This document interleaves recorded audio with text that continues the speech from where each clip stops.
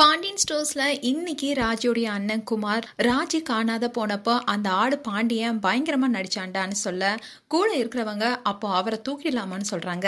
ராஜோடைய அண்ணன் வேணா கதிரை போடணும்னு சொல்லிட்டு இருக்காரு. அப்போ செந்தில் மீனாவுக்கு போன் பண்ணலான்னு போன் எடுக்கிறாரு. அப்போ ராஜோடைய அண்ணன் பேசுறத கேட்கிறாரு.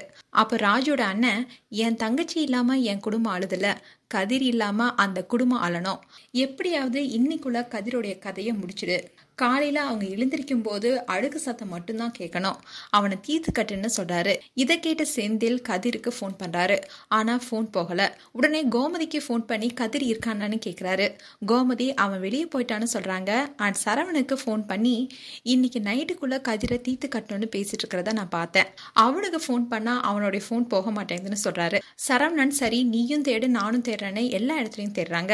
அப்போ சரவணன் கதிர் குளத்துக்கிட்ட இருக்கிறத பார்த்து செந்திலையும் வர சொல்றாரு.